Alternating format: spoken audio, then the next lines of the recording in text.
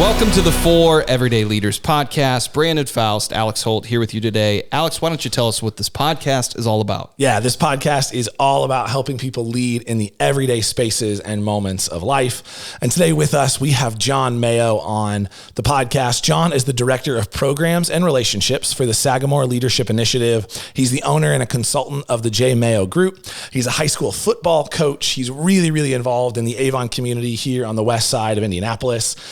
John is a recent graduate of the Leadership Hendricks County in the class of 2022 of local impactful leaders. He's married to Heather and they have 2 kids. And before we get to our conversation with John, we want to let you know that this episode of the For Everyday Leaders podcast is sponsored by the Liston Lodge. The Liston Lodge is an event venue located in Hendricks County, just 35 minutes from downtown Indianapolis. The estate was a former 22,000 square foot gorgeous private residence, but is now a unique venue that features elaborate woodwork, unique chandeliers, a cozy and homey atmosphere, beautiful secluded grounds. So whether it's for a special event, corporate event, or a wedding, visit listonlodge.com. That's listonlodge.com.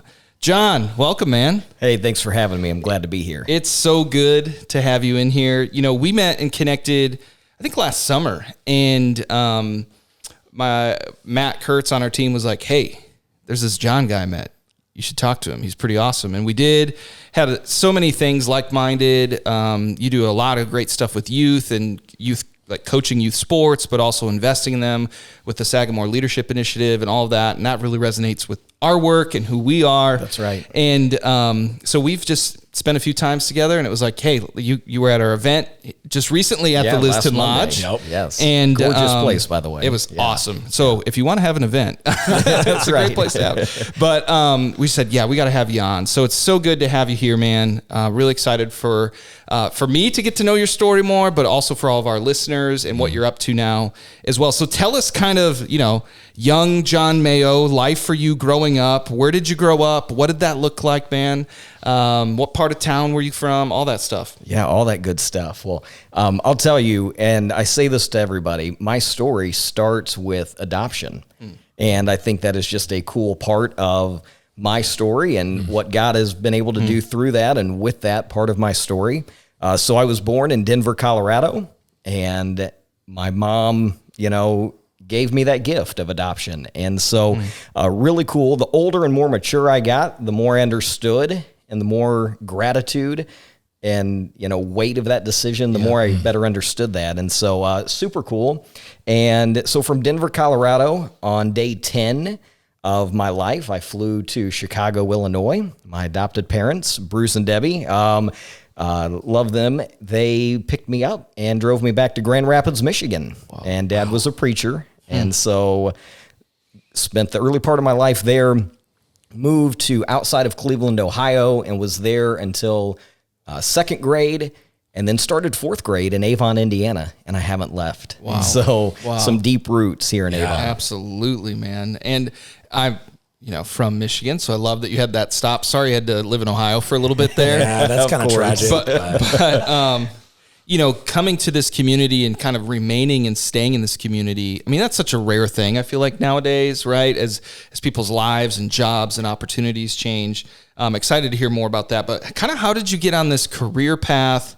What was your career path? What were maybe those aspirations when you were young? What did that lead to post high school, all that kind of stuff? Fill in some of those gaps for us, man. Yeah, absolutely. So you think about how you get started in your career, and I think it's true for most people. It's who you know. It's a connection. It's a lucky break in a lot of ways, right? Or just one opportunity that sort of changes everything. It's that one domino that fell.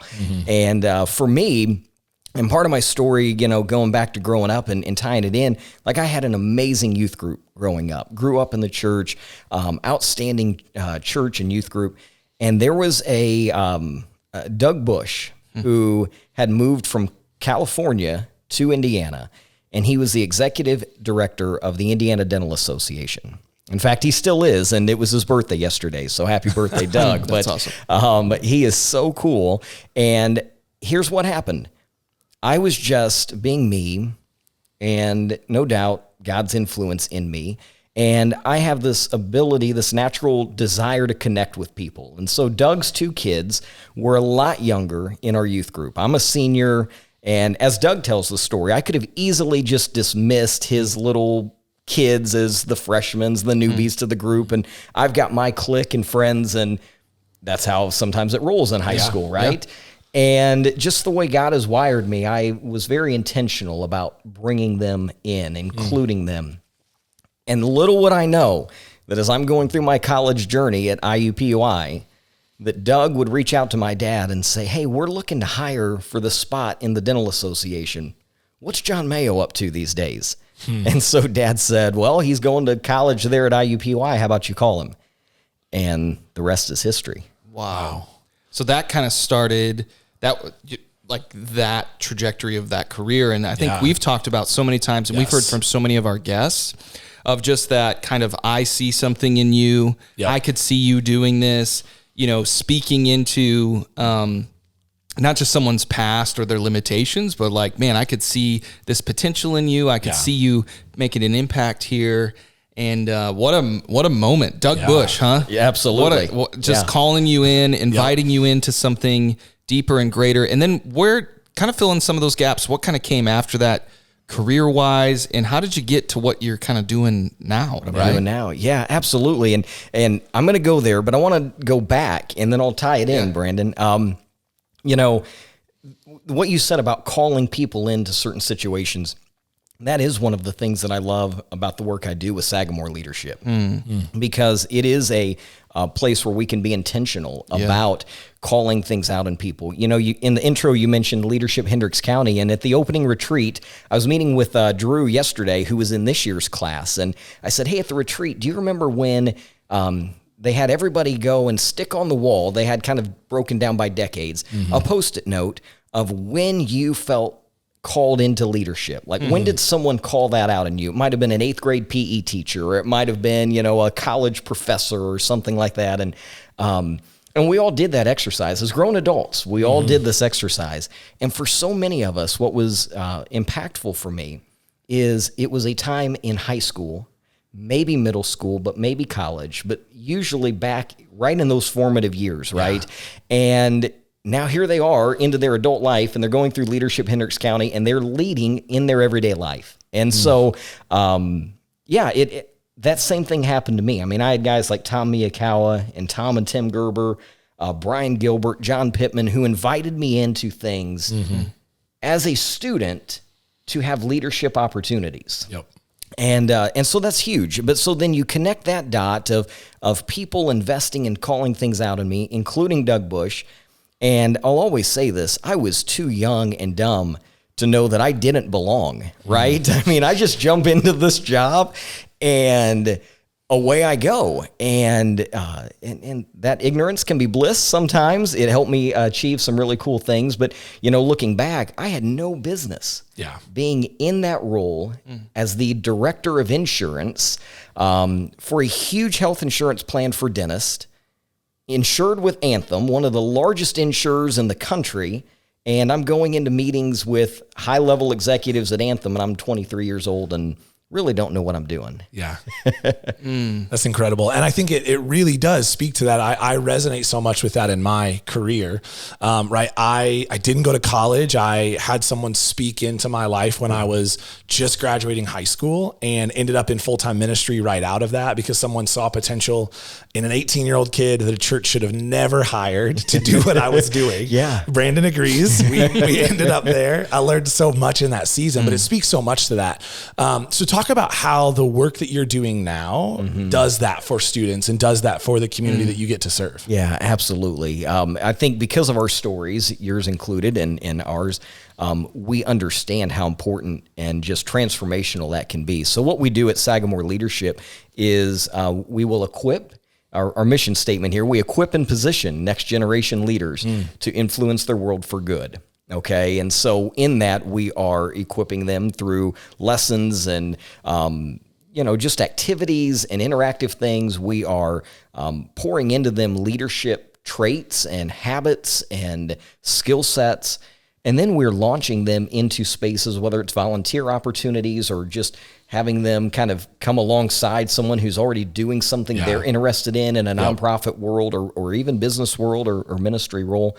and let them see it up close and help and just gain that confidence of, you are equipped to be able to do great things, and we're just going to come alongside and support you and continue to call that out and encourage you in that. I think the beauty what I love about what we get to do on this podcast is we get to hear really courageous people doing courageous things, but usually it ties back into some sort of liminal experience where they experienced pain or they saw that others, didn't get to experience something, and it creates this thread, this through line to say, hey, I had the opportunity where somebody invited me, saw something into me. I want to pay it forward and do that. Yes. Yeah, and you've probably also watched people not have people do that in their life, right? Where you're like, man, like we can prevent that. We can be these people, like, right? Yeah. Or we can create structures and environments and relationships for adults to invest into kids and to give them some of those people to rub shoulders with that they might not have if it wasn't for kind of the work that you guys are up to. And I love always those through lines of good and saying, hey, someone did this for me, I want to pay it forward, or I saw this as a gap and I want to make sure that gap doesn't exist in our generation. That's right. Yes. So good. So talk to us a little bit about, as you think about like the leadership that you've been entrusted with, the gifts that you've been given, what is an everyday leadership principle that you carry with you when you show up every day to do the work that you get to be a part of? Yeah, absolutely. So, and pardon me, I'm going to my notes because as I was telling you all, like I had this all figured out, I had kind of what I wanted to do. And then I thought, no, there's something deeper that I need to share. But this one just really rose to the top and continues to, and it's called, and I say, lead with love. And part of that's just my natural, outpouring and overflow and just the way I'm wired. But to me, what lead with love means is almost this idea of understanding that we're not robots. We are human. And so each person that I encounter throughout my daily, whether it's coaching football and I'm interacting with my coaches or my players, or I'm interacting with Sagamore students, or I'm still consulting the health insurance trust with the dental association. I'm running into people in that light. I want to meet them and lead with love and let them encounter that so that then, in essence, we can get to the meat and potatoes of whatever it is, right? And so understanding and seeing their humanity and meeting them there. And the other hard part for me, because I am more wired towards that love piece, and we often think of that, or at least I have for so long in my career, is, just kind of the good, happy side of love, right? Love is also, as we know as parents, discipline and correction and boundaries. And those are areas that God has had to work out in my life and then work out in my leadership to say, hey, don't be afraid to step into those things either, because that is equally love. And so that's where this lead with love idea comes from. Even at that event we were at the other week, we talked about in so many ways that like conflict is an act of love. Yes. And that doesn't mean that we need, some of us hear that and we're like, we've got permission to like take the hammer and lay it down. Right. But on that grace truth continuum, we probably have one that we more naturally move towards based on our experiences, how we're wired, whatever. But I think to your point, like that is leading with love, right? There is a kindness to an invitation to change. And obviously it's very apparent, if you've ever been in a room with John, you're like, this guy has energy. You just want to be around him. Like you feel better about yourself. Or you're like, even like his handshake and hello is like, John's I feel great right now. John is always like really positive, but it doesn't mean that like, you're just like this robot of happiness either. Like there's something unique and life-giving about that. I love that about you. I've got a leader in my life that I get to serve alongside, and he says that love is fighting for the greatest good in someone. And it's that idea of like, I love you so much that I don't want to leave you where you're at. If there is correction that needs to happen, if there is encouragement that needs to happen, that like, I want to fight for the best in you. And so I'm going to have the really great and celebration mountaintop moments with you. And I'm also going to walk into the valley with you and help you see a way out of that valley. And we're going to go together. That's right. And I just love that idea. And I love that in your leadership. Thank you. Yeah. John, kind of on that note, what's, one thing you'd encourage our listeners with about everyday leadership? You talked about lead with love. What's something that you would just encourage them with? Another thing that you could just kind of give to them to be chewing on and to apply. You know, we love this because we want to grab these nuggets and truths, and selfishly we get a front row seat to these. So we're like, oh man, how do I embody this? So what are some of those practical things for you, man? Yeah, absolutely. So tagging off of that lead with love is this idea that just this past month has been reinforced is how momentum is key, right? That's my other kind of 3-word mantra is momentum is key. Mm-hmm. John Acuff, I just finished his book, Soundtracks, which we'll kind of probably get to here in a minute. But I love that book. And in that he says momentum is messy. So I may just adopt it and use his phrasing. But what that means to me is as a leader, it's actually more about the small things, the everyday small things and the small actions than it is the big, bold dream. And I'm going to sit in my office and close the door and I'm going to, vision out the next 5 years. And I have to lead in this huge visionary way. And if that's all you did in your day and you didn't meet people right where they are and encourage them to take some momentum in their life, right? Like, hey, how can I help you move the ball forward in your professional life, in your role today, in your personal life, whatever that might be. And so for me, it's that idea of, in football, we always kind of say the little details are the big details, right? How you practice is how you play, all those kind of mantras that we like to use as coaches.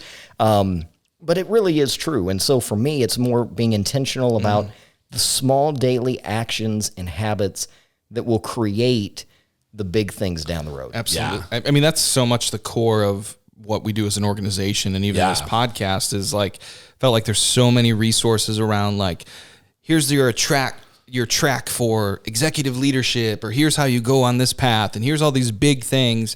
But I think those little things of what's the 20-minute interaction at breakfast time look like in your house?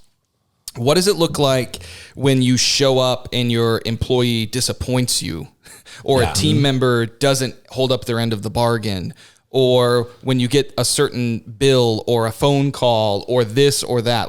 How are we responding? What are we modeling in that? Not just these big grandiose things, but how are we showing up in everyday life, everyday leadership? And then how are we getting tools that equip us to go and do that? Because that's the majority of life, right? Right. Yes, it is. We have the mountaintops and we have the valleys, but so much of it is just here's some foothills, here's just a plateau to walk on, right? And so, I love that momentum is key. That momentum is messy, right? And just building on those little wins each and every day. It's good, man. That's good. So, John, as we transition, as we talk about a book, what is a book, a podcast, something that you've been reading, listening to that you could share with our listeners that's just been really inspirational for you lately? Yeah, I appreciate that. I'll jump right back to that book, Soundtracks by John Acuff, and it is with an S at the end. But I have shared that book with more than a few people. And one in particular, Doug Puckett, who's in our men's group, he has shared it. He finished reading it, and then he said at our breakfast on Wednesday, he said, man, I've shared that book with so many other people. So I know it's one that works or resonates, changed a lot with me and helped Doug, and he's wanting to share it. So if you've not checked out Soundtracks by John Acuff, that would be my recommendation. It's really good. It's really good. It's really good. So how do people find you? How do they get involved with the various things you're involved with? Tell us a little bit more about Sagamore Leadership Initiative. What are some of the things upcoming? How do people connect with that?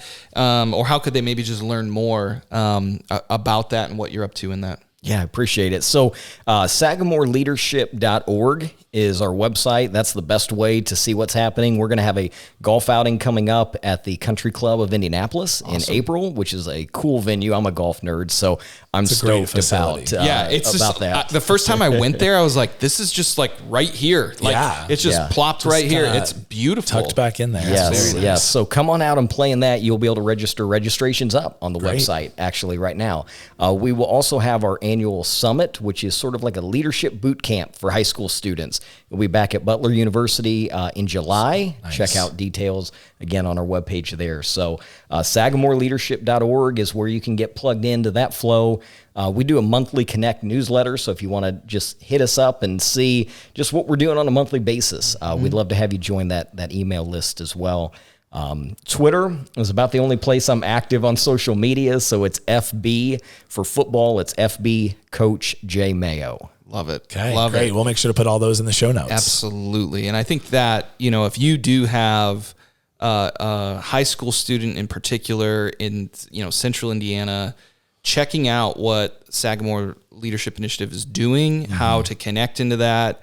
It's a great cause to give towards. It's a great thing to be involved with, to invest in the next generation of leaders, the experiences, the exposure, the new relationships that are cultivated. Yes. We even found out that you guys, at your summit last year, were serving with a ministry that we've helped, incubate and partner with. And so just seeing all those dots connect. That's right. So there's just a lot of good that's being multiplied through what you guys are doing. And you guys are great connective tissue for, the educational thing, but also for families, investing in youth, all of that kind of coming together in a very powerful way to raise up that next generation in a very robust, meaningful way. Even one of my friends, I was telling you, he was at the event, was an alumni of Sagamore Leadership from years and years ago, probably one of the first classes. He was actually. the first class. And so even just those kind of things, and we love Daniel. He even does some contract work for us at Wayfinder. So just even seeing the fruit of that in his life has been really cool to see him as he grows as a leader and makes an impact. So we want to say thanks for tuning into this episode of the 4 Everyday Leaders podcast by Wayfinders. We hope it helps you lead in the everyday spaces and moments of life. Yeah, and we'd love to have you continue join us on the journey for season 3 of the podcast. It's incredible to think that we're in season 3. You can subscribe to the 4 Everyday Leaders podcast on YouTube, Apple Podcasts, Spotify, and Anchor. John, thanks for being here. Hey, thanks for representing the West Side so well. I'm a Plainfield native, so I love that. We so appreciate West Side it. is the best side. It truly is. Thanks for being on the show today, man. Thanks, Alex. Thanks, John. Thanks, Brandon. Bye.